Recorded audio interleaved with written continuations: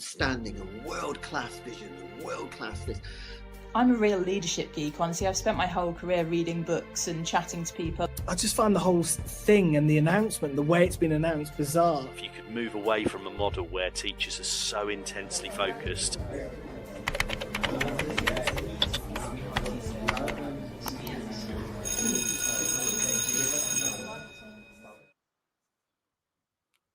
All right, how's it going? I hope your Christmas is and New Year, just everything. I hope it's gone well. Welcome back to Teachers Talk Radio. We are back again after one of our only broadcasting holidays of the year is over the winter break. So it's fantastic to be back on air with you live on TTR. Got a fantastic show coming up for you this evening, talking something very, very topical, which is the VAT, private schools VAT policy from Labour, which has been hitting the headlines consistently over the last 3 or 4 days, particularly since Bridget Phillipson did an interview with, I believe it was The Times. We'll look at various quotes from that in a moment, but it's certainly been hitting the headlines big style. And what we're going to do this evening is talk about the policy, consider the details of it, consider whether it is a good or bad thing overall. Obviously, there will be people on both sides of this who will have opinions on it. Before we get into that, I'm going to outline what the policy changes have been and what they are. But I'd just like to give a shout out to our sponsor on the show tonight, that is John Catt Educational, a wonderful publisher who have been supporters of Teachers Talk Radio for so long. It is the new year, so why not go over to John Catt, johncattbookshop.com. Grab yourself a professional development book at johncattbookshop.com. You can get 20% off using the code JCTTR2425 and benefit from any John Catt book on the website, but also you can add as many books as you want into your basket and proceed to check out. So a massive thanks to John Catt. Really looking forward to partnering and working with them again in 2025. Now, to talk a little bit about this issue, it certainly interests me.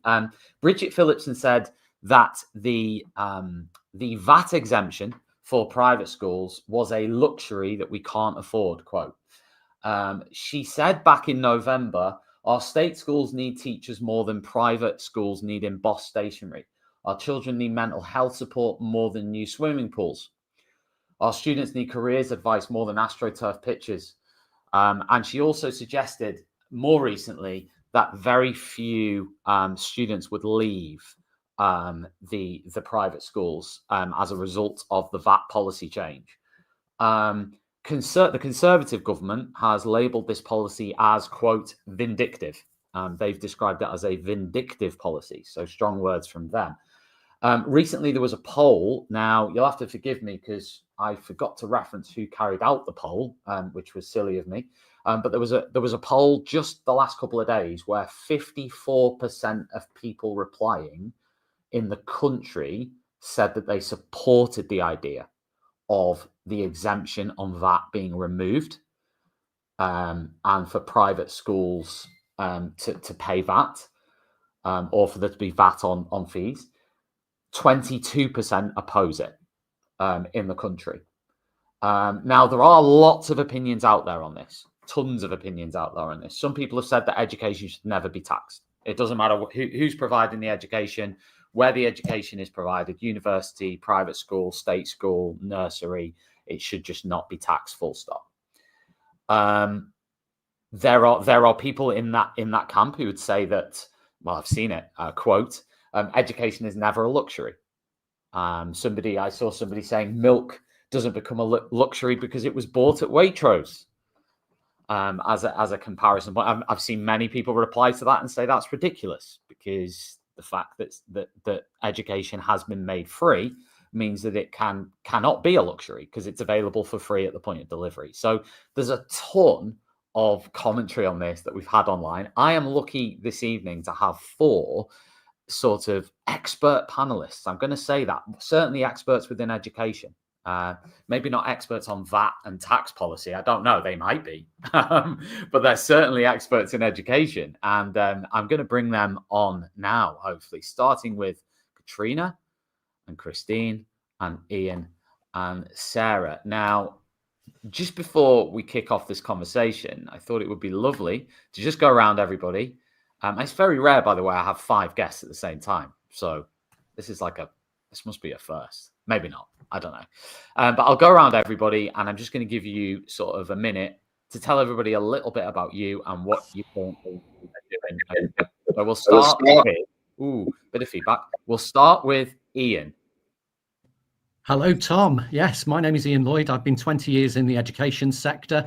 I've worked in both independent and state-sponsored schools, mainstream sector, and I'm looking forward to contributing to this evening's discussion with a balanced view.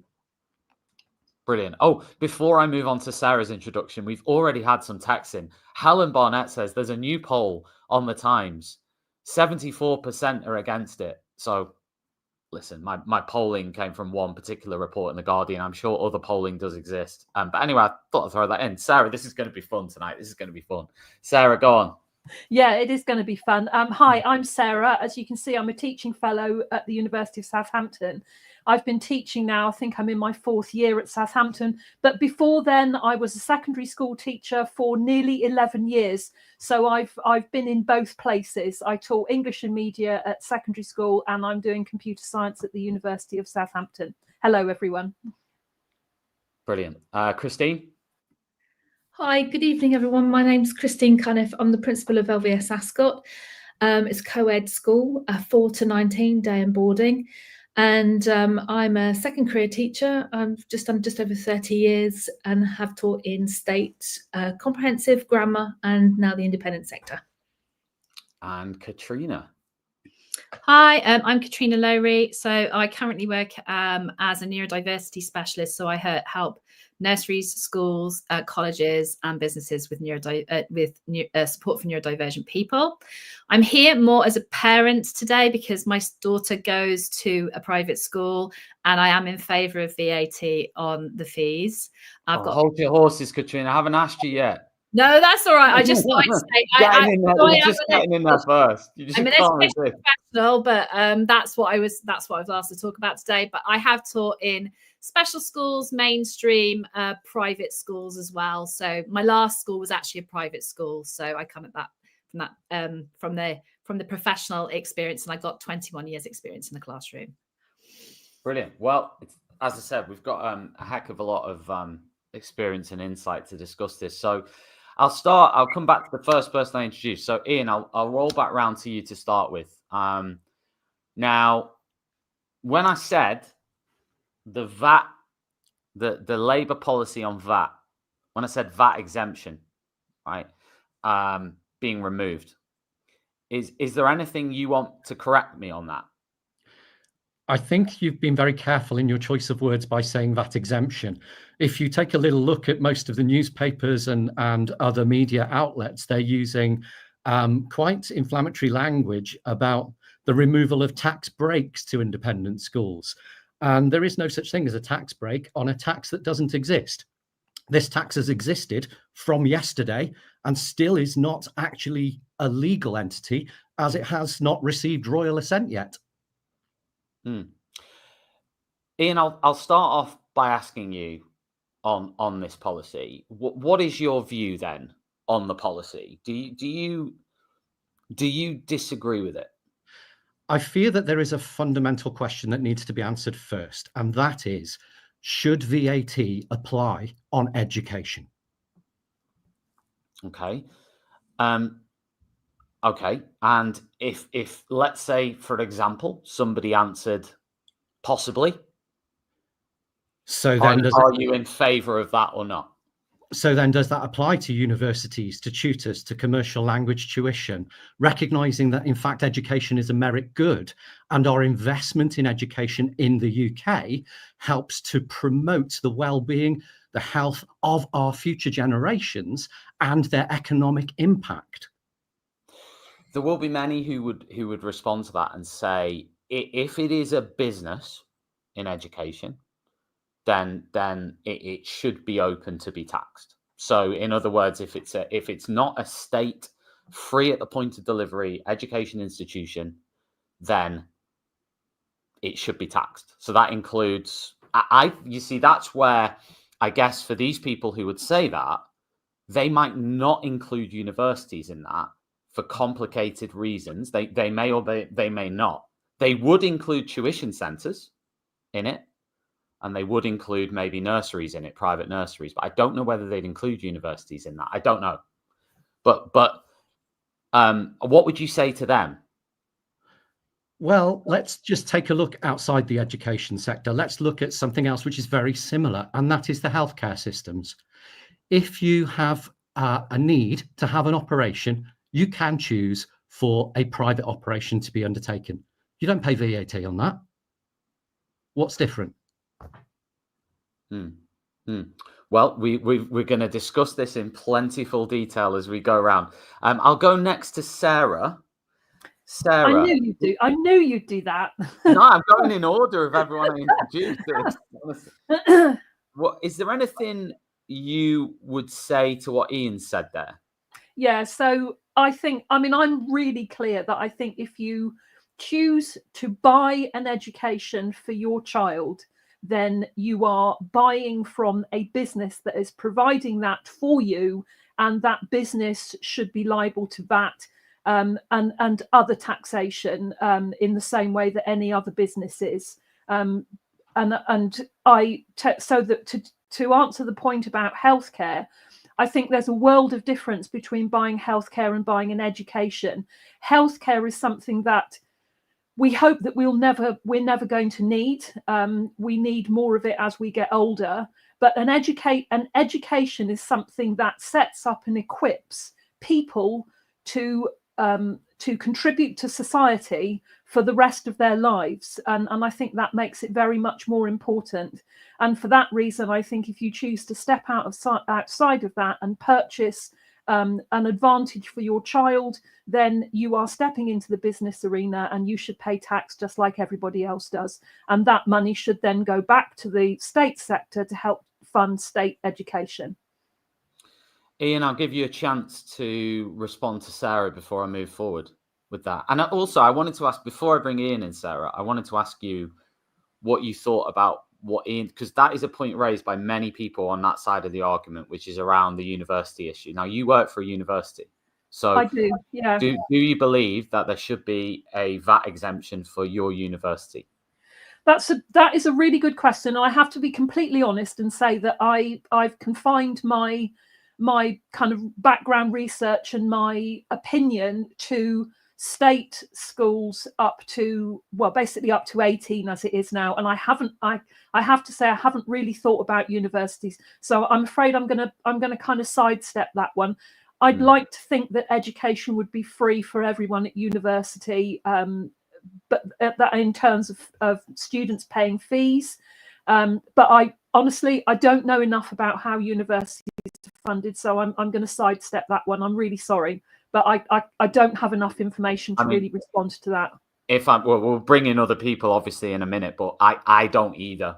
That's why when I caveated what I said earlier on about universities, it does seem to be a bit more blurred for me on how it's funded, where it's funded from, where the fees, what those institutions are, etc., etc. However, I think it's a valid question to ask in terms of universities within that bracket. Ian, I don't know whether you want to respond to anything Sarah said. I would. I think with respect, there is an assumption there that independent schools are businesses in some way. Many of the independent schools in the UK are in fact charities. And any surplus that is made in terms of income is obviously reinvested for the benefit of the students that come through the school. They provide a lot of employment in their local areas. They provide the financial impact in their local areas through employment, through the education system, and provide that merit good for a very long time moving forward.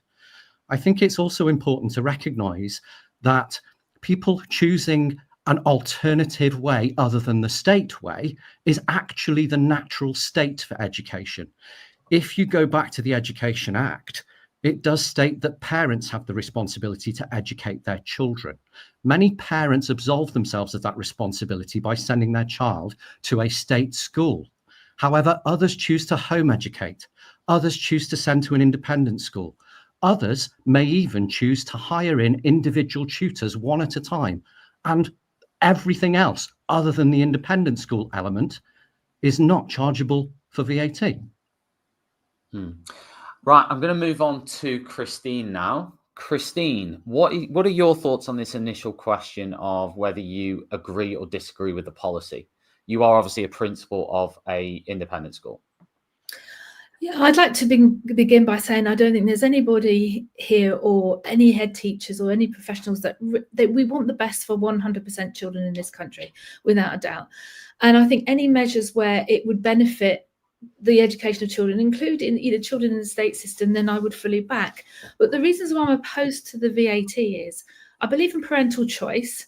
I believe that the parents have already paid their tax. They've already paid towards a state place. And if parents want to pay for an education for their children, that's got to be their choice and they shouldn't be taxed on it, because this is a tax on parents at the end of the day, not school.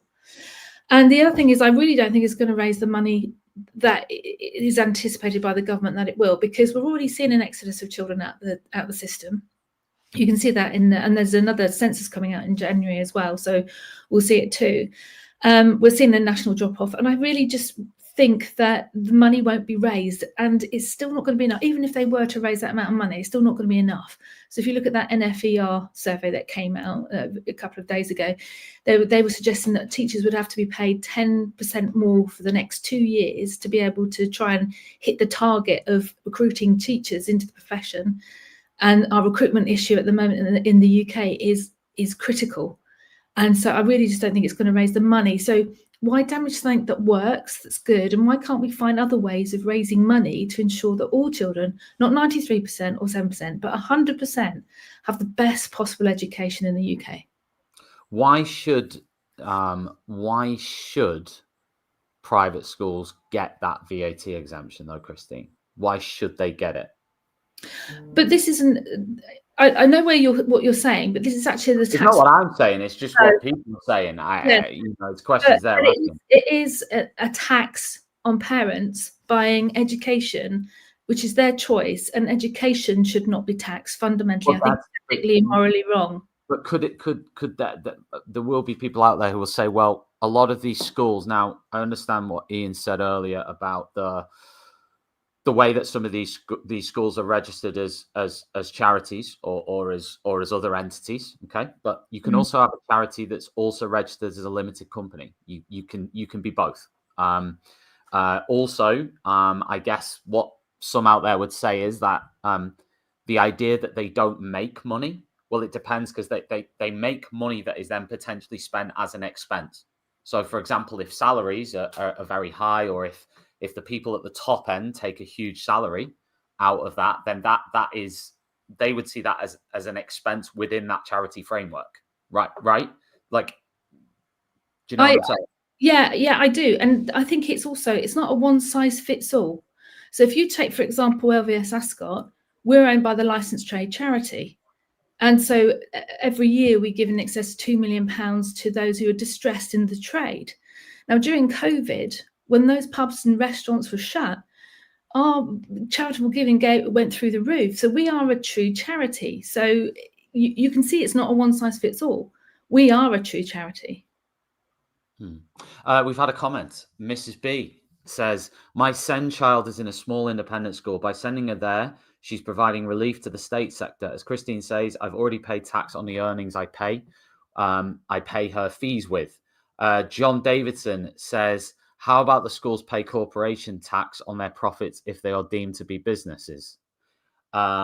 We've also got Helen Barnett. Universities are funded by parents or the state, so paid for. They pay for what university they want, including ones with a name to help on their CV. I don't know if that's always the case, but interesting comment. Agree with Ian, Mrs. B. Small independent schools, not for profit, doing a lot of good in the community, and their staff and pupils are being put most at risk by the policy. I'm going to now bring in Katrina. Hello. Now, Katrina, I'm going to ask you sort of, because you mentioned earlier about your personal experience. So tell us about that, and then bring in obviously your point of view as well. Okay. Well, I got 2 points of view. Like I was a teacher for 21 years in school. I still consider myself a teacher by trade. I go and visit a lot of schools, and I work with a lot of different kinds of entities of schools, anything from AP to large private schools. I send my daughter to private school. I chose to do that for pastoral care reasons. She needed to be in a smaller environment. She doesn't have any additional needs, but it is a school that's fully inclusive. It's not one that has an entry exam or anything like that. And it's a very multicultural, inner city, fully inclusive school, because that was the right kind of school for her. Now, I am fortunate insofar as she's my only child, so I only have one set of fees to pay, but I run an education business. So it's really interesting that people are talking about tutoring and things like that, because part of what I do is tutoring. For example, I also run a tuition business for 5 years previously to this. I offer education services. I'm VAT registered. And honestly, I know there's going to be a bit of slippage where some of the children are going to have to leave or will leave for some time.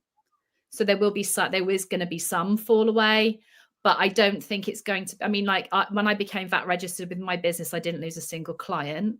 I don't know, anecdotally, I don't know anybody. This is in our city, there's very few private schools. So I know quite a few people who send their children to the same school as me. Anecdotally, I don't know anyone who's leaving the school that we go to. And the school have thought of, creative ways of doing things like bursaries and scholarships, etc., for children who may be financially in difficulty. They've also decided to pass on some other kind of discounts to certain members of the school, etc. So I can't see that. It's in the long run, I think that this is probably going to be the best thing to do in order to raise some money for the state school system.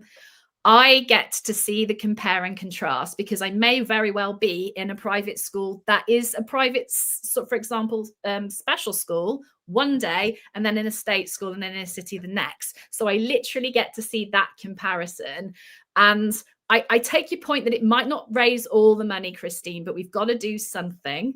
And I wouldn't consider myself to be especially wealthy, right? I probably earn about the same as an average Senko. My husband's an LSA, right? We've made our decisions. We only have one child, okay? But ultimately, we knew for about a year that this was going to happen.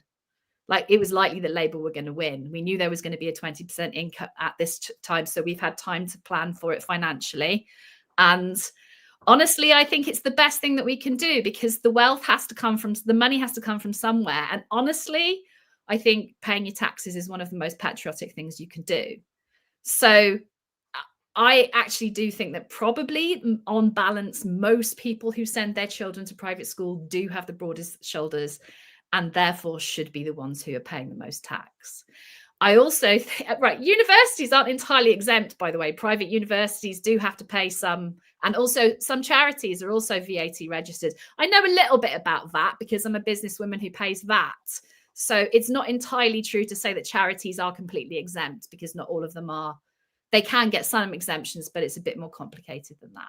So I honestly think that on balance, it probably is the best way to raise some money. And we got to do something about state schools, because they're in a hell of a state, the worst I have seen in over 20 years. Christine, I want to give you a chance to maybe respond on those points. Yeah, look, I totally agree. We need more money in education generally. It's just got to be done in a better way, because I just still don't agree with parents being taxed on tax-paid money for education that should be free. And I'm sure there's other ways of doing it. So if we're going to call private education a luxury, what other taxes are there on luxury goods? So if you went to, and I'm not a VAT specialist, but you buy a luxury car or a watch or a holiday, are there other sectors? Are there other things that the money could be raised on by raising the taxes generally? Again, I'm not a VAT specialist. Why hit a population of parents with an extra tax? Labour said they weren't going to increase taxes.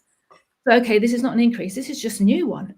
I would be pretty annoyed if I'm a parent of an independent school child right here, right now. I'm quite glad mine have left school now and I don't have that burden, because I know there's a lot of upset people out there who are losing sleep, and children who won't be returning to their private school in January.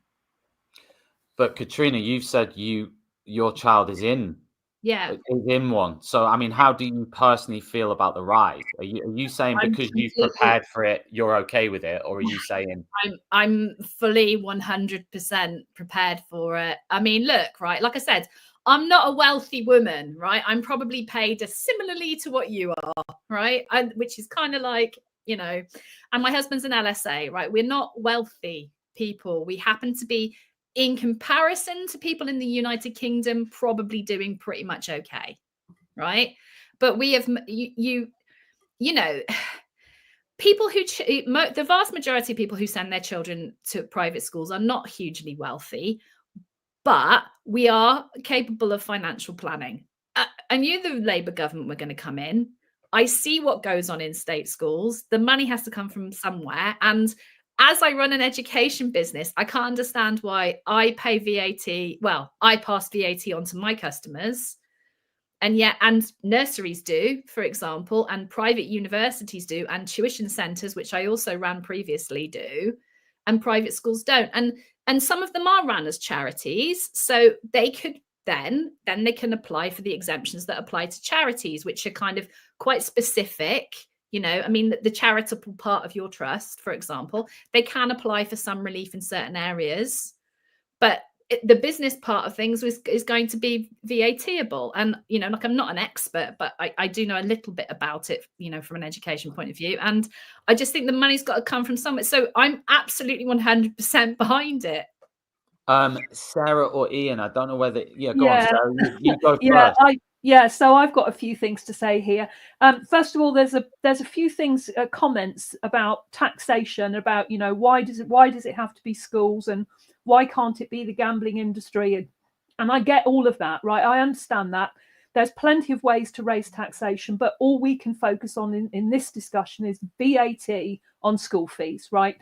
And I'm also hearing what Christine said about her school, which sounds absolutely lovely, a genuine charitable school, and I have reasons to support those. That sounds, you know, to me it just sounds wonderful, and really what the whole point of a charitable status for education was set up for. But the bigger picture is that as long as schools, well, we've now got to the point where schools have to pay VAT on fees, and I think that's perfectly fine and reasonable, and as it should be.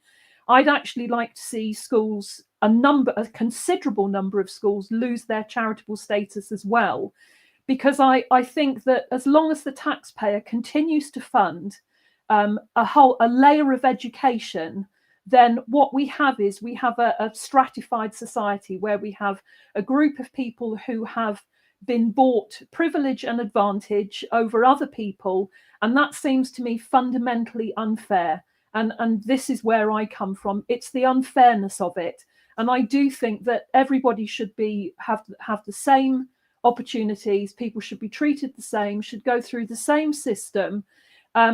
I also, I'm going to hear loads of people go, yeah, but state schools are rubbish and they're not very good, and I had to move my child out of a state school because they were being bullied. And I have two friends who had to do that, and it's tragic. And I think that's terrible. If you have to move a child from state school to private because your child is being bullied, and the state school either doesn't acknowledges it or simply refuses to do anything about it, that's a terrible tragedy, and that's something that should be addressed. But I do think that the state system needs an awful lot more money. It needs more teachers. It needs more. School buildings are crumbling around us. There's an awful lot more money needed. The only way that that's going to happen is through taxation. And I think VAT on school fees is the first step. I think it should go further for larger moral reasons. And I hear all the arguments from the other side, but I think at some point you have to take a stand and say, this is what I believe for these reasons. There will always be arguments against it. That's why we've got schools with charitable status. That's why we're in the situation we're in. But I think it needs to change, and this is the first step on that journey. Ian. Yeah, well, I'd like to start just by reminding people that it's not schools that are paying the VAT on fees. This is a VAT on parents. Yep, sorry, parents, my mistake. The parents have generated their income and paid their income tax, which has funded a state sector place. That state sector place they have chosen not to take up. They've then chosen to give some of their income to an independent school to educate their child, which is their right under the Education Act to choose an appropriate education for their child. They're then being asked to provide a further tax for a system that they are not taking advantage of, that they are not, they're not involved in. How can that be fair? That's an open question that I'll leave. You're talking about me being taxed, Ian. So Well, it's not me who's going to be taxed, and I'm in favour of it. So, I mean, okay, right. So if you liken it to anything else, it is a luxury that you're getting, right? Sarah's completely right, right? My child is getting a luxury education where she's got only 15 children in her class, right? My reasons are because actually she was bullied in the state sector. So that is really the reason why she was doing that, right? And I don't think any less of any of the state schools that are around me. It wasn't right for my child. I'm in the fortunate position to be able to pay for her to go there.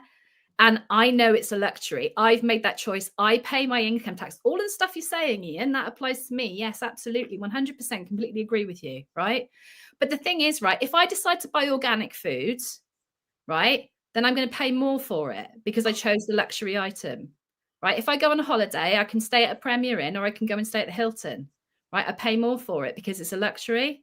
So it makes perfect sense that I would have to pay more tax on something that it is a luxury. It is an incredible privilege. You've only got to look at the statistics of children who get into universities, children who get the best apprenticeships, children who get the best jobs. They all go to private schools. Most of the cabinet in the previous government was all privately educated. It's a massive privilege, and it's definitely a luxury. Okay. And yes, I did pay twice for it, but I'm completely my eyes are open to all of that. But also, I run a business. It's an education business. I have to pass VAT on to my customers. Why is it different?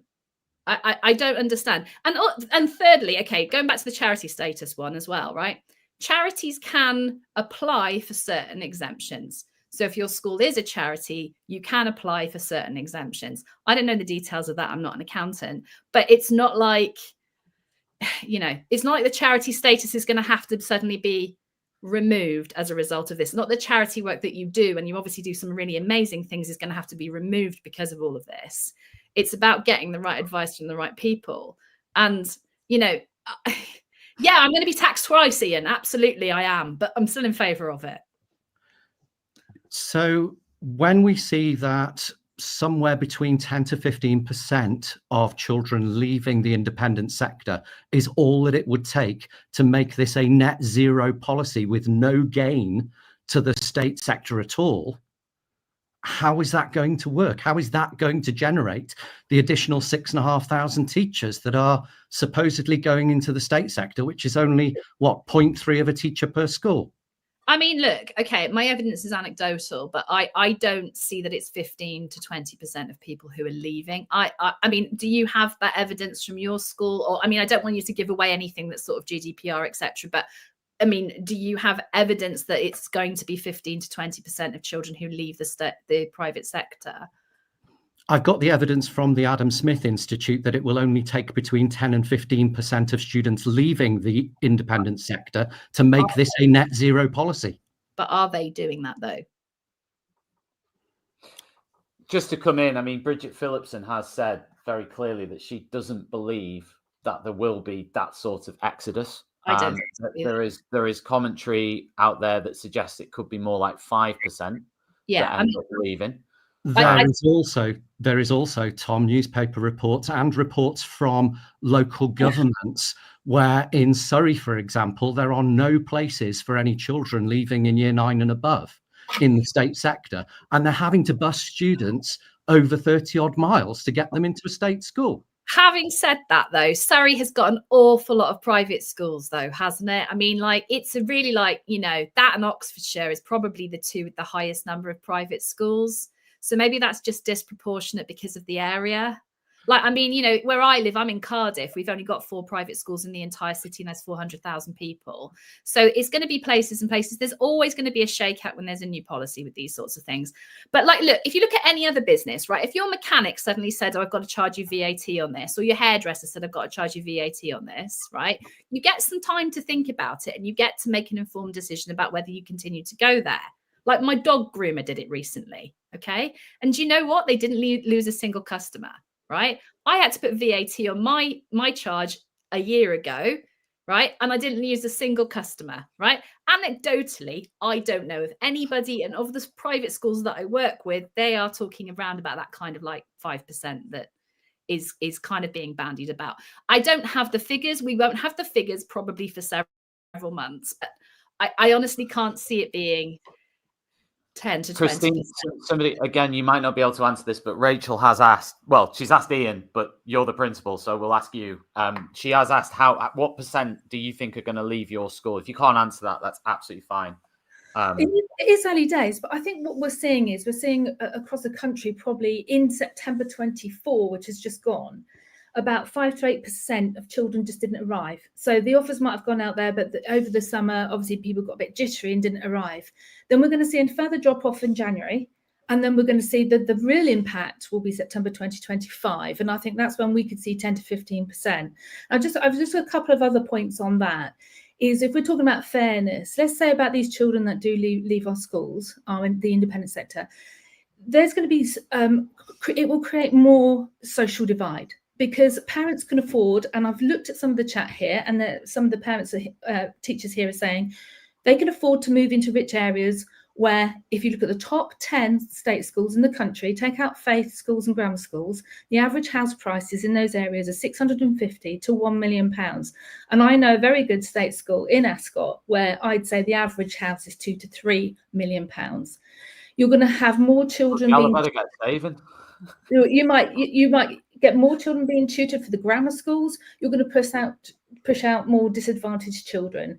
You know, there's going to be a hit on possibly on a pay bill coming up for academies. Again, it's going to really exacerbate the recruitment issues, and Latin's just been taken away in the state schools as well. So we've got a lot of children who are going to be disadvantaged by this.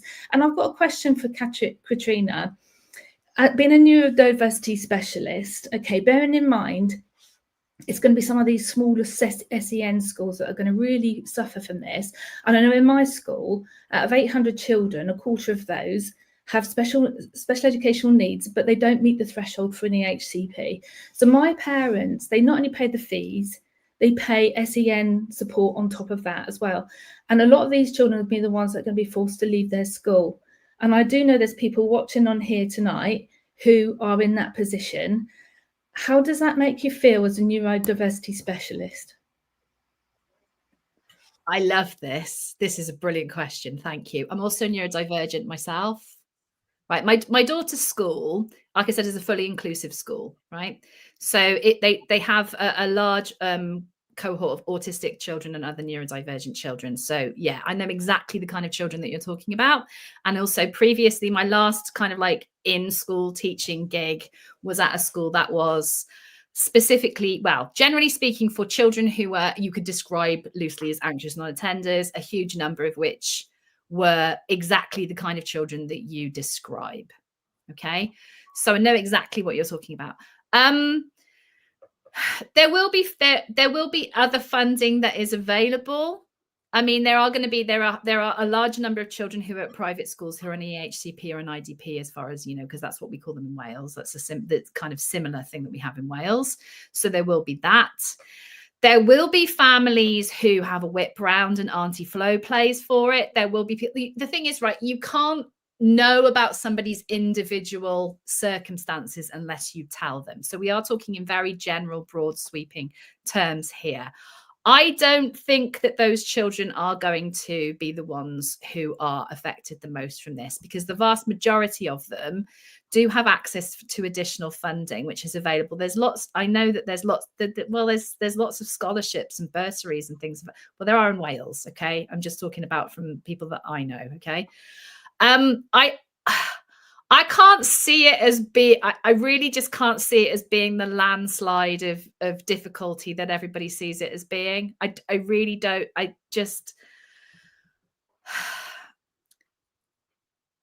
I think what is more likely to happen is that there will be more private schools who apply for EHCPs and IDPs.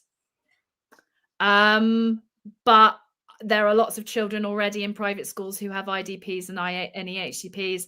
And in certain counties, for certain, I mean, actually just thinking about it back to when I worked in Gloucestershire, there are other pieces of funding that are available as well.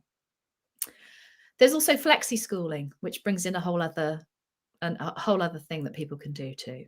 So I just like, I have other thoughts as well, but I don't want to give away any sort of like private information here. But I mean, both as a neurodivergent person and as a neurodiversity specialist, I can't see that it's going to be the landslide of disappointment that everyone thinks it's going to be.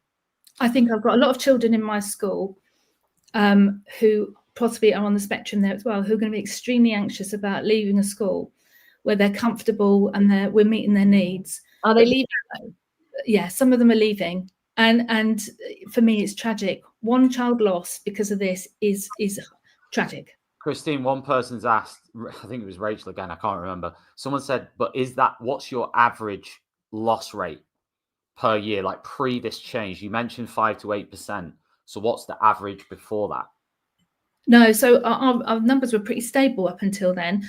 We just, as soon as the general election happened in July, that's when we saw that sort of, I wouldn't say it's falling off a cliff, because I think because it's been brought in mid-year, a lot of parents will see this year out because they just don't want to leave mid-year, even though we are seeing, some go.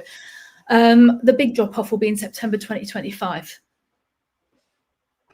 I think it's also important to note that there are children who are in years 10, 11, 12 and 13 who their parents will be completely and utterly reluctant to move them, despite the fact that they possibly can't afford to keep them in their schools, because they don't want to move them during the exam years. They've got no idea what school they're going to end up in. There's no consistency of the choice of options and the specification for exam boards. So how can you move them? That is so dangerous to that child. I've got a question for everybody, okay, based on this, because this is a really interesting bit, which is the SEND sort of part of this. Is there will be SEND students in state schools now who would love to be in a private school, right? And there will be thousands of them who would love it. There is a very small subset of those students who can currently access those class sizes and resources, and that's the key part that's I guess maybe attractive to them, because they're out of that environment where there might be, as Katrina said with her child, there might be more chance of bullying or whatever, right? So I guess this is a question for everyone. Should every child then have access to that? Every SEND child have access to that? How can we, are we saying, and I'll ask Ian, because I think Christine's had to go, but Ian, should every child then have access to that? And therefore that would surely be impossible, because that would have to then be state funded to give them. That would involve changing the whole landscape of state education. There is nothing more true than the comment that every child matters. And it doesn't matter what the needs of that child are. If the parent chooses for the state education system to provide for that child, you would expect the state education system to be able to meet the needs of that child. However, there are local authorities around the UK.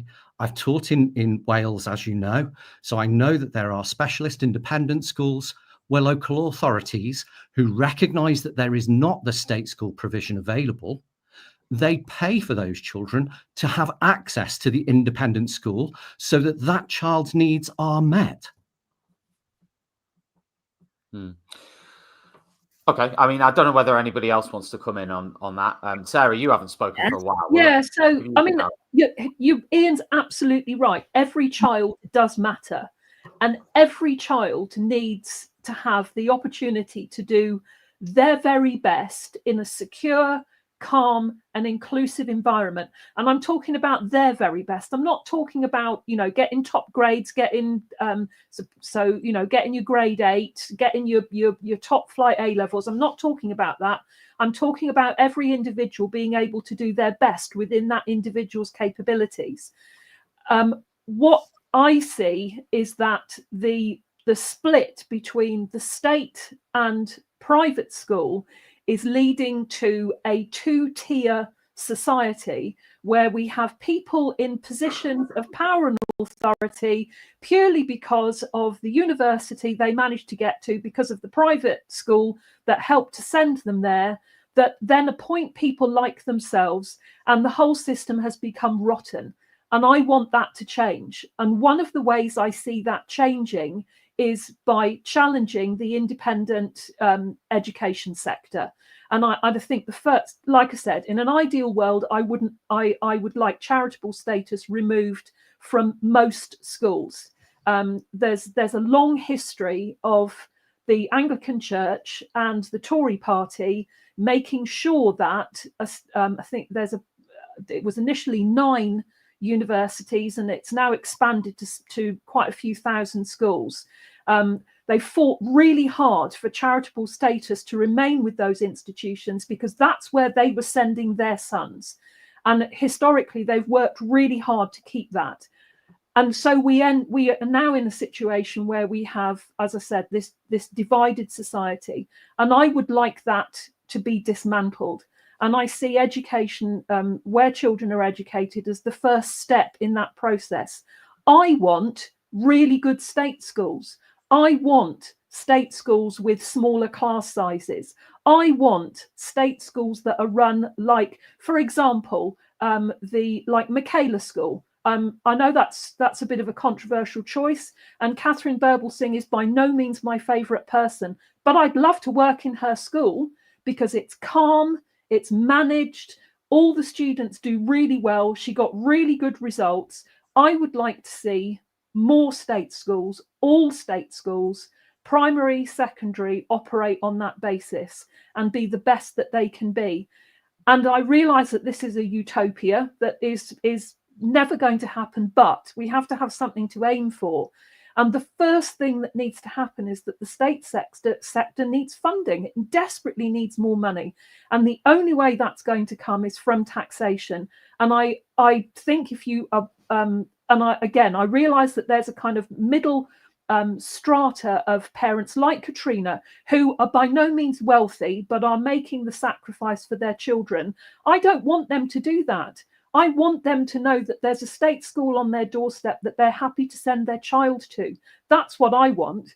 And if the really rich choose to send their children to private school, well, they should pay through the nose for it, and they shouldn't get any help from the taxpayer if that's what they choose to do. But I want the best for the state, and that's what I'm arguing for. Sarah, I'm arguing for a better state. I will ask you the question, because what you use the word utopia there, because what you're describing there, where you have a free market, you will always have choice. You'll always have choice. Yes. So what you're describing is many would describe, not me, many out there would say that is just a utopia version of a free market society. I wouldn't argue with them. I wouldn't argue with them, but we have to start somewhere. We have to start with that aim, with that vision, even if it never completely gets there. I mean, you know, somebody said in the comments earlier on that what I was advocating was communism, and I'm really not. I'm really not. That. You know, Sarah, I didn't put that on screen. I nearly put it on screen, and I didn't put it on screen. Yeah. But thank you for highlighting it, because it is I'm really not. I am left wing. I'm completely. Are you? I didn't pick that up.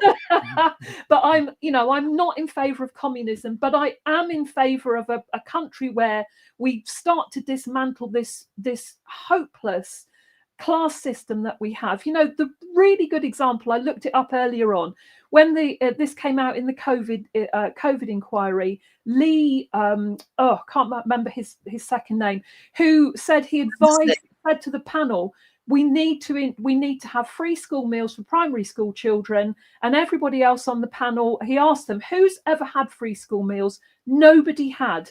That entire panel consisted of people who had no understanding of what it's like to be to come from a family where money is so tight that free school meals are absolutely essential. And this is what happens when you have this very divided society. You end up with a load of people at the top who really don't have any clear understanding of what it's like for the people at the bottom.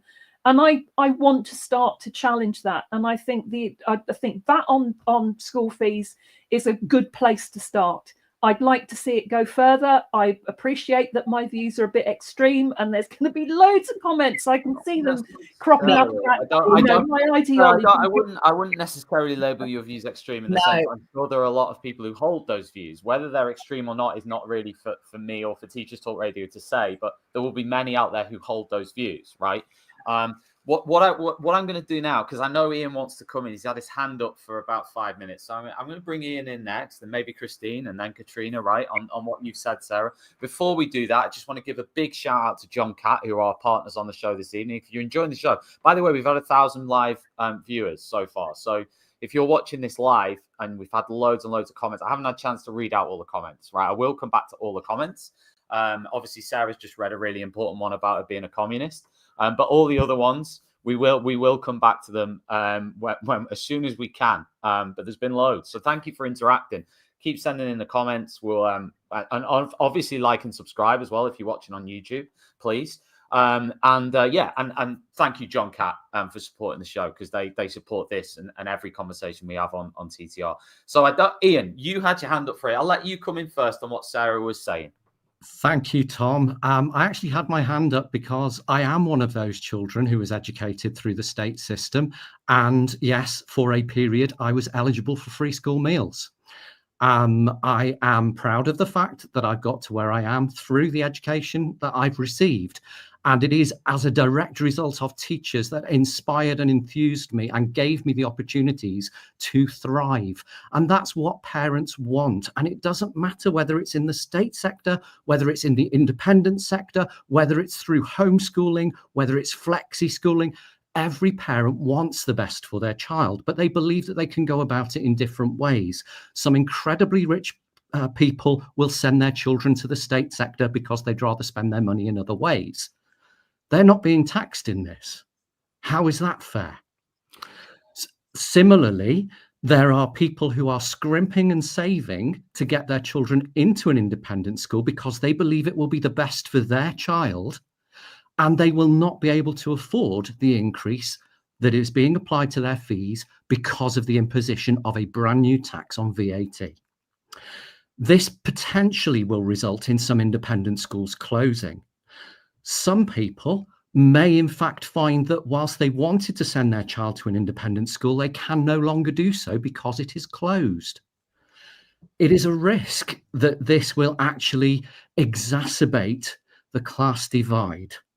This will actually make independent schools more elitist and not give you that social equality that you're searching for. That's my opinion. Ian, a few questions. One would be, and I'll read out the comments in a minute as well, just to add, but a few questions that came to me while you were talking was around the 1.7 billion that they are saying that will bring in. Now, obviously, you've raised relevant points about that may range from up to 1.7 billion, let's say. Let's even cut that out. Let's say a billion, right? Whatever you want, right? Labour have said that entire amount of money goes straight into state schools. Now, of course, people will scoff. There will be other people out there who will scoff at that and say that's a drop in the ocean, etc. But it's still a sizable amount of money. £1 billion, okay, would go into 1.7 billion if it goes to what they're saying would go into directly into the state sector. Now, where do you think then, if they're not going to get What would you like to happen then to create that 1.7 billion that they want? Because that's a substantial amount of money. So just give me some ideas of where you would like to see that money come from. If it's So not we've there. talked a lot this evening and tried to make comparisons about things that are outside of the education sector. We've discussed things from cars to watches and so forth. Now, I'm not suggesting for a second that we should impose VAT on luxury goods because you brought them from a certain shop. For example, we know that beans are VAT exempt. If I buy beans from Aldi or I buy beans from Fortnum and Mason, I'm still paying the same amount of VAT. That is 0 rated. If I buy a computer, it doesn't matter whether I buy it from Currys or whether I get it specifically made, I'm paying 20% VAT on that computer purchase. Now, with education isn't a luxury. Education is a fundamental right under the United Nations Convention of the Rights of the Child. We have to provide education. It's a parent's duty to do that. Education is available free at the point of delivery. There will be those who would say education is available free at the point of delivery. So there is a specific brand of education that is luxury, but education in this country is free for 93% of the people who choose to take it up as free. But I want 100% of the children and the parents to have a choice as to how they get their education. But that would come back to my question earlier. If we're looking at improving... Sorry, go on. If we're looking to improve the funding for the state sector, I don't think it's the private sector, I don't think it's the independent sector, parents, that should simply be paying for that. If you recall, this is providing a merit good for society. Education, just no matter where it comes from, provides a merit good for society. It benefits the children now, it benefits society and the economy in the future. So in order to pay for that, it is everyone's responsibility. And that's why up until the 31st of December 2024, everybody contributed to the state education provision fairly. So would you then be arguing that all the students who can't access your school should be able to have the choice to access it, because that is their freedom of choice in education? I am suggesting that every child has that opportunity to access education.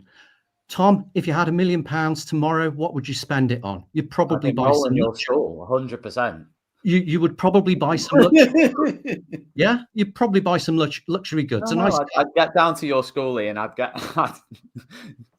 No, but you can get yourself a car a lot cheaper. You can provide education in lots of different ways, and you're penalising someone who is, in some cases, making sacrifices to be able to send their child because their child has been bullied or has special educational needs, or they simply want to put their children in a school that they will believe their child will thrive.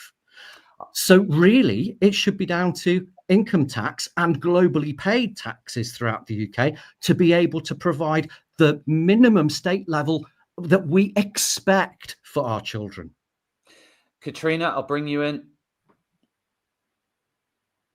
Thanks. I just want to reply to one person who asked how many of my clients are VAT registered, and it says 100% of parents are not VAT registered. A lot of my clients are not VAT registered, just to clear that up. And a lot of my clients are parents as well. Sometimes they pay me directly to work with their child. So just to clear that up. Also, I got described as nasty and reckless as well. So I'm not a communist though. So. That's clearly the worst thing, being a communist. Christine, do you want to come in on anything that Ian said? Yeah, I mean, you've nailed it there, Ian. You know, it's I'm a state school girl myself as well. In fact, yeah, me too. In front of 1,000 people, but I was expelled at 14, and I went to another one, and the rest is history. But it was brilliant.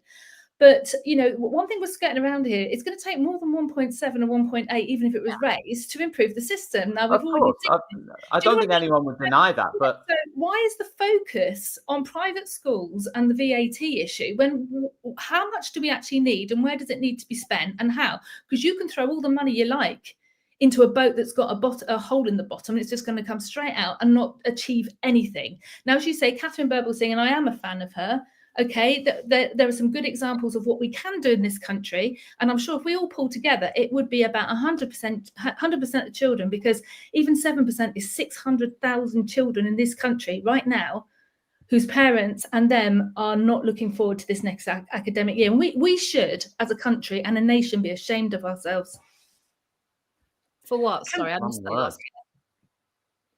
Christine? We should be ashamed of ourselves that we are going to tax education when it's not done anywhere else in the world. And the only place in Greece where it was a disaster. And in some countries, the state actually subsidizes some of the teachers' salaries in private schools because it's taken the burden off the state. Now, we are in this position, having this conversation and discussion tonight about children's lives. Yeah. Taxing education is wrong. Okay, so you say do you believe that no education services at all should be taxed? I think when it comes to children, the education should be provided. It should be provided free. But if you, as a parent, and you have a right to choose education and you want to pay VAT, that's great. But I do not agree on putting VAT or any taxes on children's education. These children are the future of our country. And while we're all arguing about it, we're failing a lot of them. Okay, and I think, we need to do something about it. And it's about time we all pulled together and actually agreed on a path for 100% of children, not 93, not 7%. Bridget Phillipson and the Children's Commissioner are there to support 100% of the children in the UK. Oh, no, I totally agree with you there. I absolutely 100% agree with you. There's a lot of things that we need to do that are better, that the whole system needs to be changed, particularly when it comes to sending neurodivergent pupils. Absolutely. But, the money's got to come from somewhere, and it's either we borrow it or we tax it. And I know people keep saying about income tax, etc., and saying that that's a fair tax. It demonstratively isn't. Obviously, the most fairest thing to do is to tax wealth. And this is the start. But you're not necessarily taxing wealth where some parents can't afford to add this VAT on. Okay, but the wealthiest people can, and the vast majority of people who send their children to private schools are able to afford to do so, because that's why they've chosen to send their children to private schools. But there are also incredibly wealthy people who choose to send their children to state schools, well, and you're not taxing them. It's swings and roundabouts then, isn't it, really? Ultimately, if you look at the entire population, then you can argue that on both ways. We've had this discussion, for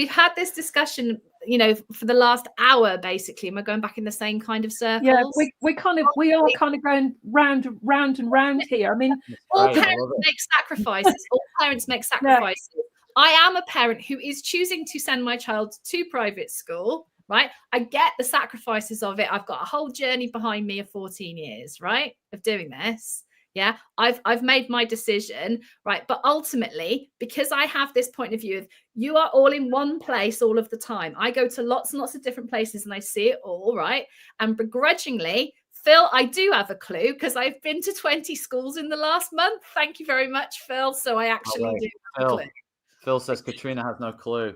James says Ian and Christina are 100% spot on. I feel like this is like one of those old school popularity contests. I love it.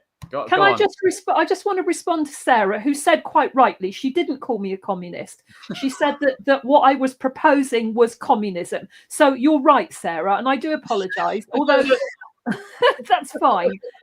But I would still argue that what I am proposing is not communism. What I want. Actually, let's widen this out. Is what both of you are proposing communism, both Ian and Sarah? Because Ian's saying that every student should be able to have access to a school like Ian's. That is elite, that might have a swimming pool or a rowing center or a specialist sort of AI center or something attached to it. So every is that also communist as well? Do you know? I'm literally just asking that question. I don't know the answer. As I understood communism, it's where under a communist. I'm a history teacher. I know what it is. I was just putting that out there.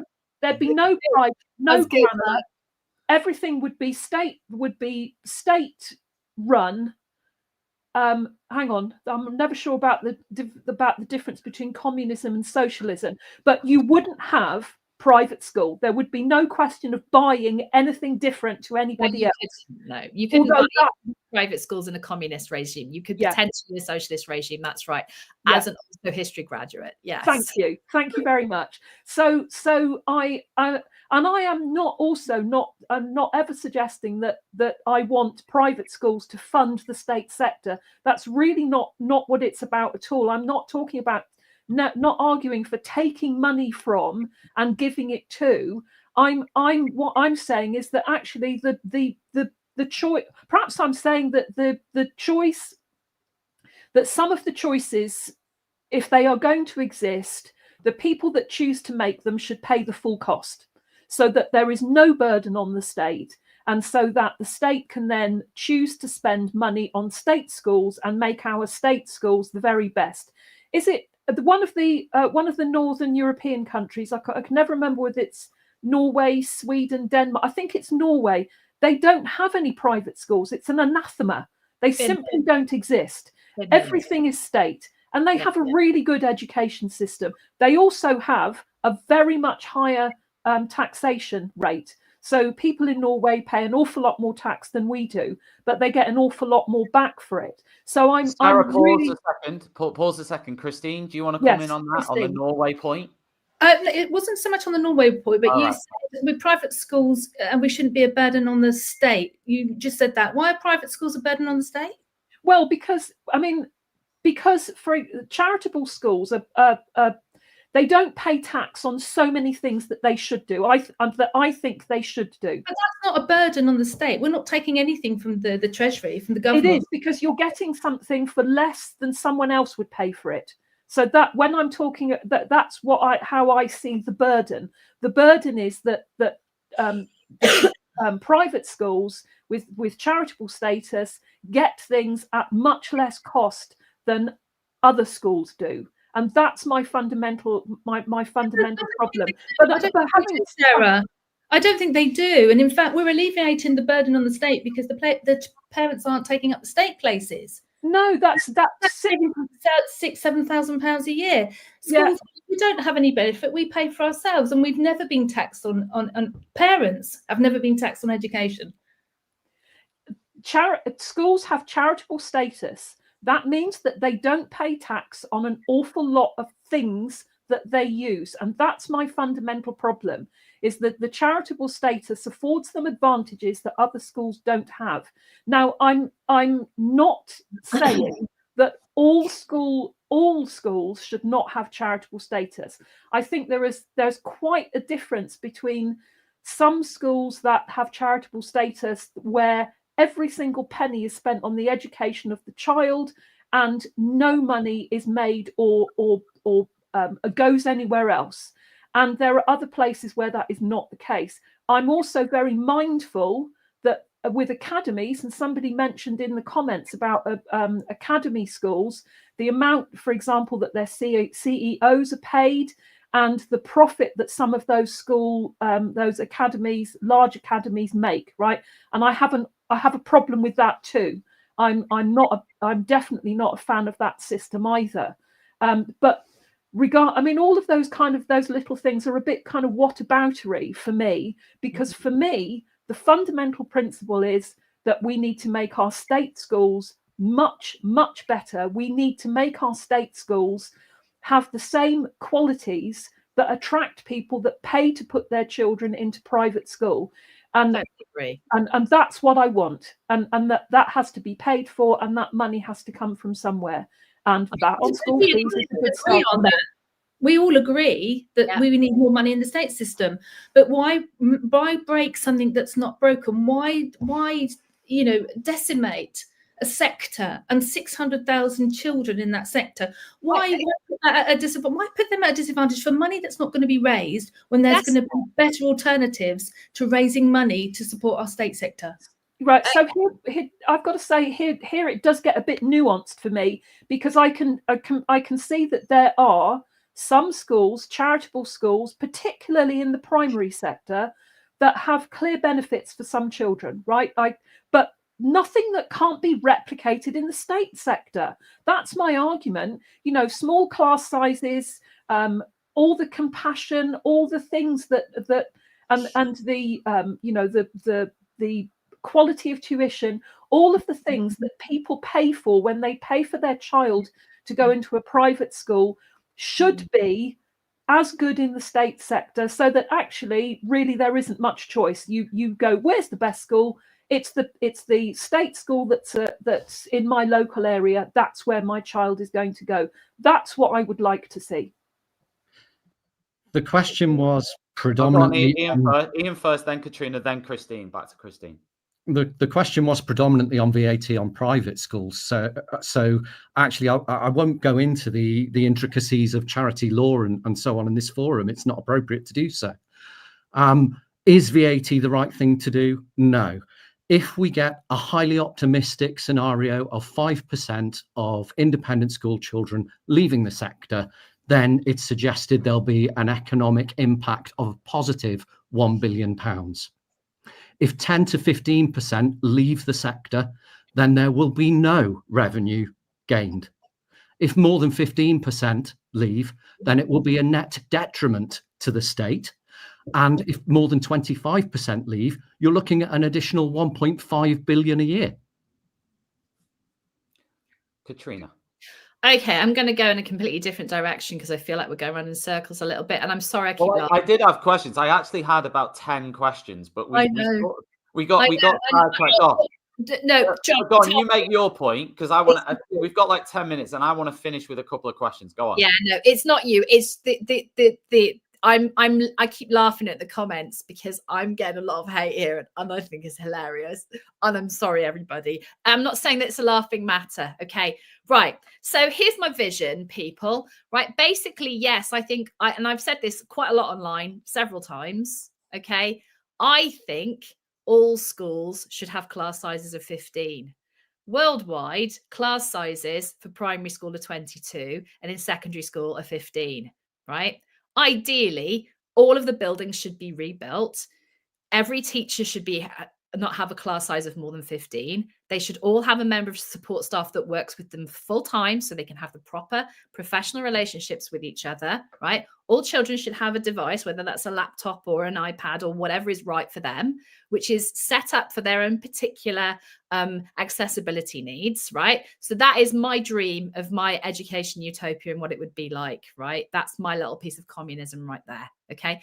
At the moment, however, it's not happening, right? I've worked in private schools that were private schools for send children, okay? So I'm not talking malarkey like they're all saying in the chat, right? I literally have been there and seen that, right? And most of them were funded by IDP or, well, in those cases, statement money, or they were funded by EHCPs, or they were funded by other people who paid like private families had whip rounds, whatever. Okay. Right. So I have seen all of these things happen. Right. And I know what is possible with the money that they have at the moment. And in education, we've always made a purse out of a sow's ear, only now it's a hamster's ear. We've got even less than we had before. And something has to be done to change. Right. And unfortunately, we aren't going to be able to do this without some money. And that is one particular untapped source of money right now. And I think on balance, as somebody who runs an education business, who charges parents and people who are not VAT registered, such as charities, right? I can't see why one set of education shouldn't pay VAT and another set of education should pay VAT. It is an untapped resource which we haven't used yet. And there will have to be other ways, creative ways to find money in order to improve things in the education system. And at the moment, yeah, this £1 billion that we might be getting is an absolute drop in the ocean, but it's better than no money, right? And we've had 13 years of managed decline. So we've got to do something, right? So that is where I'm coming from. And that's my final pitch. And that's my beautiful Katrina's utopia of what education should look like. And I think actually, people, we are all on the same page here. We want a better education for the children. We want them all to have education that is as good as is in the private sector, in the state sector. And don't get me wrong, there are some amazing state schools out there. absolutely phenomenal state schools doing some amazing, brilliant work with brilliant children, fantastic teachers, etc., etc. Okay, but we've got to do something to improve things because the system is broken and it's not working. And yeah, that might be something to do with Brexit, Helen. Christine, do you want to have a say on? I mean, I've got a few questions to finish off on that sort of go a bit off what we're talking about, but still the same topic. But anything on based on anything from the last 3 sort of rounds of chats? Because I mean, I think the only thing is we all agree that it all needs improving. Okay. But I think we also agree it needs more than 1.7 or 1.8. And I think if you think that this policy is going to raise £1 billion a year, even if it was £1 billion, I think this is nonsense. It's not going to do it. And meanwhile, while we're going through this process, hundreds of thousands of children will suffer. the thing is, though, right? Let me. This is one for Christine, and then for Katrina, or Sarah, and maybe Ian as well. So I've listened for the hour. And by the way, Andrea put a comment in. I won't read all of it, but she said that can I? No one talks. Well, so far I've allowed every single person to absolutely have their say. So I think, and we've got a fantastic panel here, and really, I think it's an enjoyable conversation, and I think it's an important conversation that we're having. I think it's a good one, and I think it's one that actually you're not going to get on the mainstream media. You're going to. We've got expertise here. We've got people who actually work in the sector and are talking about the things that are actually happening. So, and we've got parents of people who are in the sector. So I think it's actually a very relevant conversation, and I appreciate everybody tuning in. We've had so many people tuning in, like we're nearly up to 1.5. What I'm going to say is, what I wanted to ask, and it comes back to the point I made earlier, and I'm asking to everybody, is that there are schools everywhere that everybody in the country can go to for free, right? Now, we can sort of debate the quality of different schools, but there is an opportunity for people to go and get an education for nothing, which is something that a lot of countries do not have that privilege of at all. They can't go to school at all, actually. So never mind free at point of delivery. So my question is more like, why?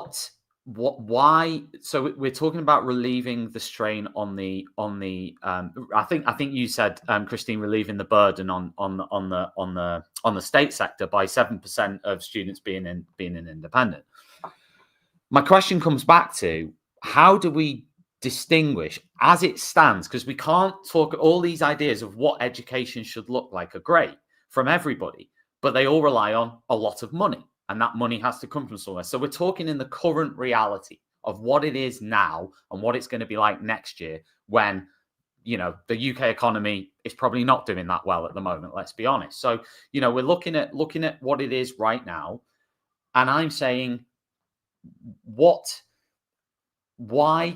can't students, why is that why can more students not go into that sector?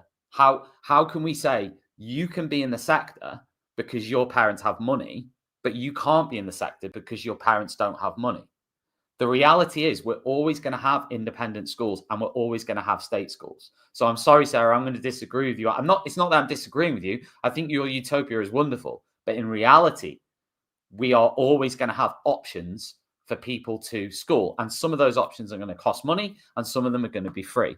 So my question is, how do we distinguish in reality between the students who are going to be able to take that opportunity, whether that's be because their parents are going to choose to pay it or not, and those students who simply cannot take the opportunity, but they are within another environment that they don't want? I'm not really sure I understand the question. You talking about waving a magic wand and making things, because I'm saying it to both sides. I'm saying it to Ian and Christine on one side of it. I'm saying, are we saying that somebody who does not have the income to pay for an independent school should be able to access it? And then my next question then is, who pays for that? Well, you can mandate that all independent schools, all independent fee-paying schools have to take on a certain percentage of of students at no cost, right? You can mandate that if that's what you want to do, but that doesn't address the problem that there isn't enough money in education. That doesn't address the fundamental problem. And most independent schools have some form of bursary. I'm sure they're going to be bending over backwards to accommodate those parents that literally cannot find that extra money to pay that VAT and are facing their children leaving. Right, I'm absolutely positive that those independent schools will be doing everything they can to try and ease the burden. But we, as Katrina said, we've had 13, 14 years of managed decline. There is nowhere to go. There is nothing that's going to get any better without any more money. And actually, I'm not even sure that it can get any worse either, because we're actually looking at children in schools that are literally falling apart around their ears. I don't know what's going to happen, that schools close because they haven't got enough teachers to teach the students. That already schools are looking at changing the hours that they educate children to try and relieve that burden of not having enough teachers or not having enough specialist teachers or too many teachers off with stress. So we're already at virtual rock bottom. The only way out of this is in the short term some money, and in the long term a proper strategy that funds state education properly. But then that's competing with the NHS, prisons, all of the other things that the state funds, and this is not going to be a quick solution at all. This is going to be years, at least 15 years, I think, to reverse the decline that we've all been in. And people can, rant in the comments about, there's going to be a mass exodus of people leaving and they're going to educate their children abroad. And that's just Daily Mail nonsense, because that's not going to happen. People aren't going to do that. They're going to be forced to deal with the situation as it is and make the best of it. And they will do what Katrina has said. They'll have whip rounds around the family. Granny, auntie, uncle will do funding to try and keep the child in that school that they're in.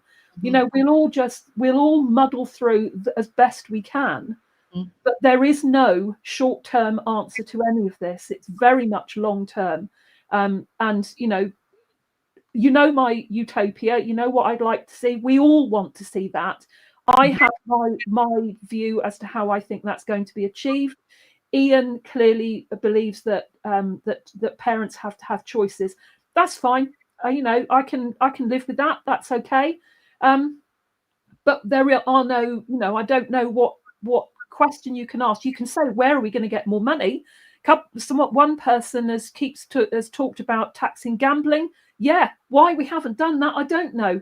The most pernicious, damaging thing that we have in our society right now that is literally destroying the lives of thousands of people, and I don't even think it should be legal, but as it is, tax it, right? We should do that. Someone else has mentioned about an extra 20% on the wealthiest people in the country. Well, okay, so that would raise a lot of money, but then the question is that fair? Is that part of a fair taxation system? And that's a much bigger question than can be answered here. But I really don't think there's any question that you can ask that's going to address the problem beyond short term. Let's see what money we can get. Long term, very long term, needs to be a proper strategy here to refund state education so that everybody's getting the quality of education that they deserve. Yeah, absolutely, 100% agree with you. I just the thing is, I go to special schools as well, and they are amazing facilities. And if you had those facilities in mainstream schools, what a different place it would be. But there is so much work to be done, right? And this is a long term. This isn't going to be 1 year of VAT.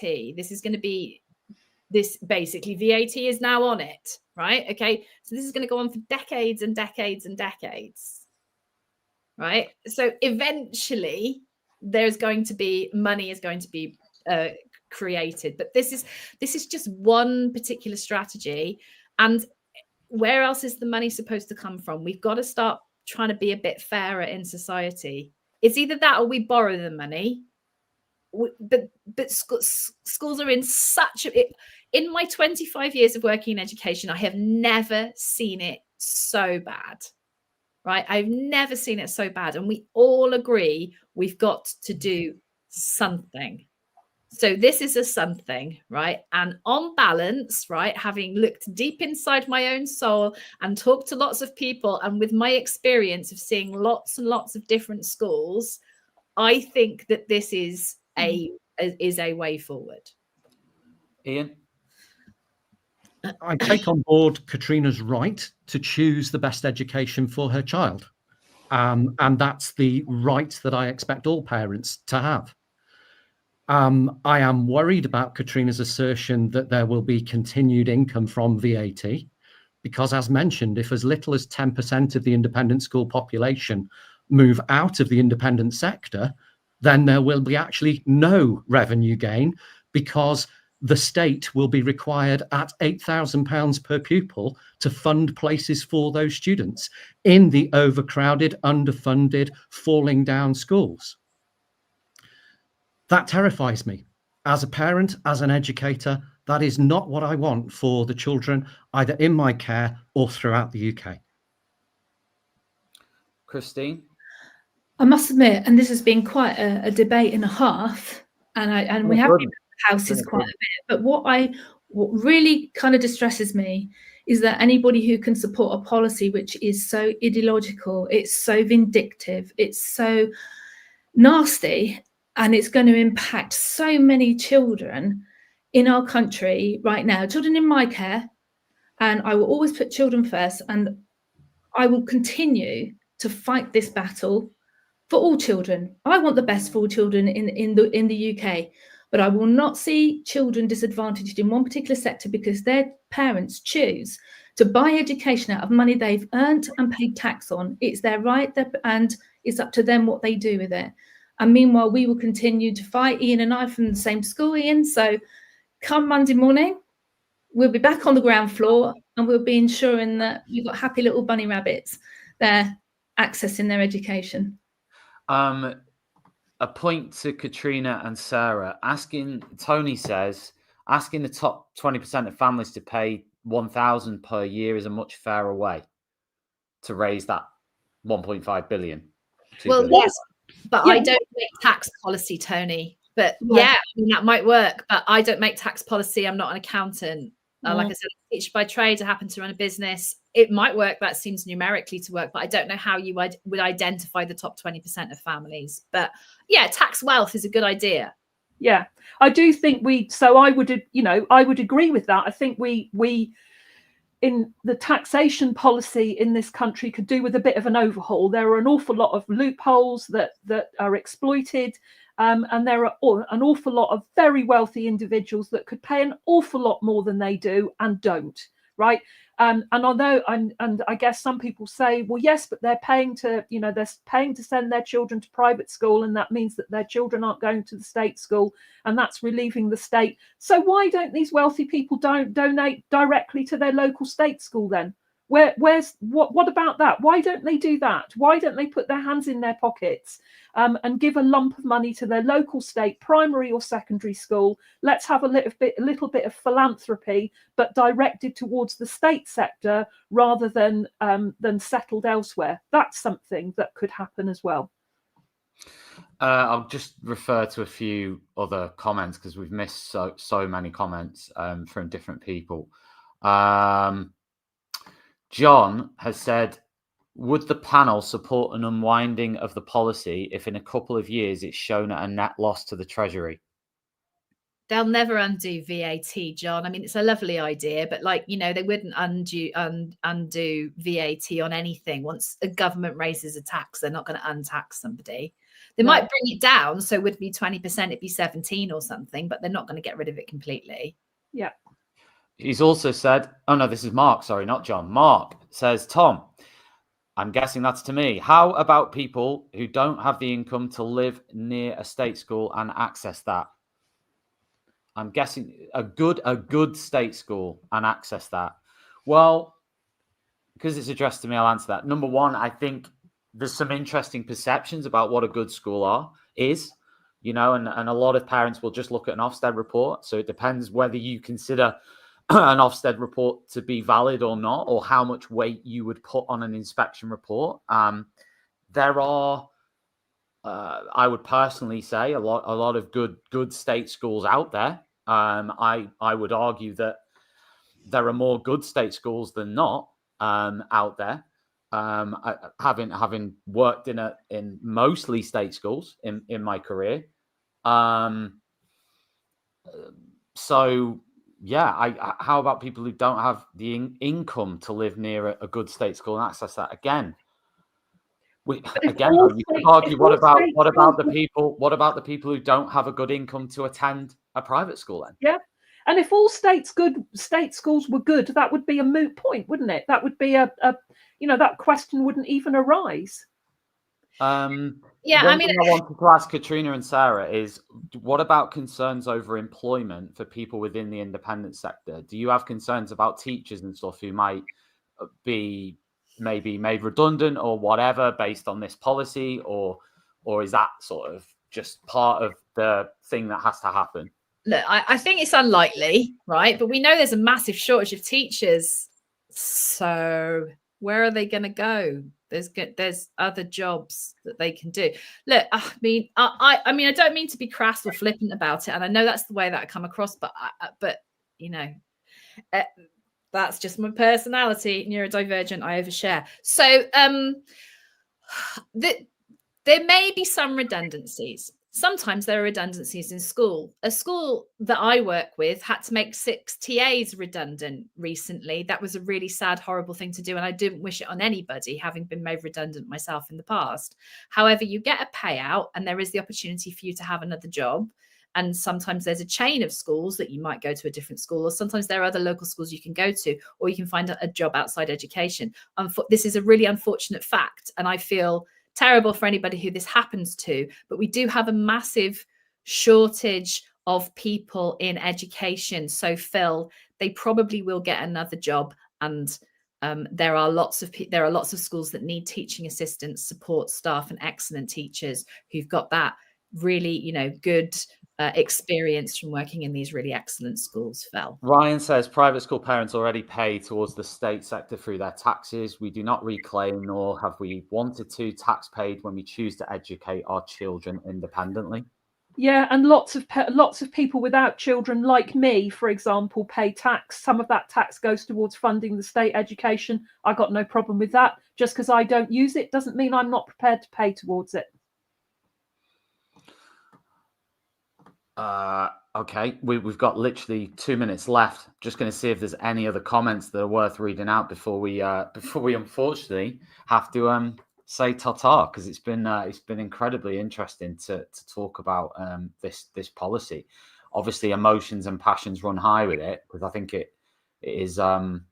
runs into a lot of different areas in people's beliefs and values and all these other things, and politics and so on. So yeah, I think it's been a really good conversation. Do you know what I'm going to do? I've gone back through the comments. There's just too many. People can go on YouTube and read the comments and reply on YouTube if you want to reply.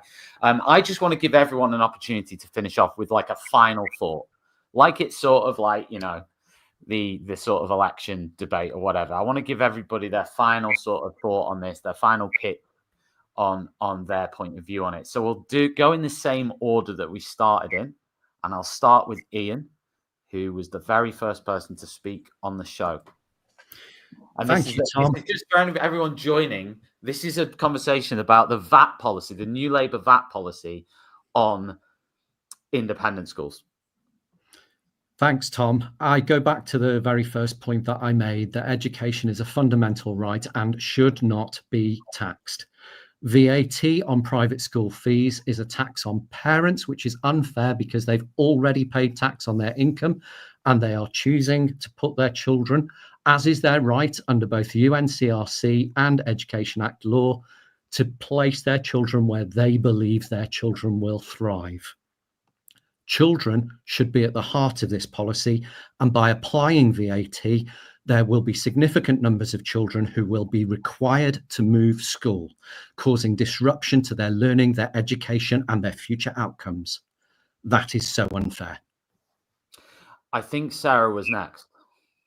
Yeah, so I think that VAT on school fees is perfectly reasonable. I think if parents choose to send their child to a private school, they should be expected to fully fund the cost of that place. And the VAT is one step in that direction. And I think it's fair and reasonable. I would like a really good state sector so that parents don't have to make those choices. But we are where we are. We need to start somewhere, and this is a step in the right direction. Christine. Again, it's morally, ethically wrong to tax education. I am extremely concerned for the welfare of those children who will be displaced. And my heart goes out to the parents in independent schools now who are under so much pressure. And we're in for a really rocky ride. And I will continue to fight this all the way through. I will fight for a better education for 100% of children, but especially in our sector at the moment and what we're going through, we need to stick together and continue to fight. And Katrina, you've got 45 seconds. Yay. I would like to say that education is already being taxed in other sectors. And I think that this just brings about parity. I think we all agree that we want better education for all of the children in our system. And if we are to move anywhere near to there being any kind of parity of experience, which is what we're talking about for the children, then we need to think of some ways of raising the money. And this is one thing that is happening. And on balance, I do think it's one of the fairest ways to go about this. I 100% do want there to be parity of experience for all children within the education sector. Right, that brings this conversation to a close. I want to thank everybody for listening and engaging. It's been an absolute pleasure. Thank you for all the feedback on the show as well, all the comments saying how good it was. Really, really appreciate those comments. It's really nice to see people who've enjoyed it as much as I have. Absolutely fantastic. We've had 1,500 people tuning in across all our sort of streaming platforms, and obviously there'll be lots more watching this back. And if you want to watch it back, you can do so on YouTube, you can do so on X, you can do so on LinkedIn, you can do so anywhere. We'll also publish this as a podcast, so if you don't follow Teachers Talk Radio, get over to Spotify or Apple Podcasts or wherever you get the podcast from. This will be published as an audio-only podcast as well, if anybody prefers to listen to the audio. Big shout out to John Catt, who thank you, Tony, capital letters. It was a robust discussion. That's what we're all about at Teachers Talk Radio. That's exactly what we're all about. Everybody was passionate, but everyone was also polite, and everybody had their say. So that's really what it's all about. So thank you very much for tuning in. So we'll be back. I mean, we've got shows every single day, so make sure you tune into those. Give us a like and subscribe if you're watching on YouTube. I'll be back on Monday night actually talking about opportunities for students to study in the USA. But we've got loads of sort of shows between now and Monday that you can tune into as well. Thank you very much to all the panelists. It's been absolutely great, and I hope you all have a wonderful evening. And we will be back very soon. Thank you very much, and good night. Outstanding and world-class vision and world-class this. I'm a real leadership geek, honestly. I've spent my whole career reading books and chatting to people. I just find the whole thing and the announcement, the way it's been announced, bizarre. If you could move away from a model where teachers are so intensely focused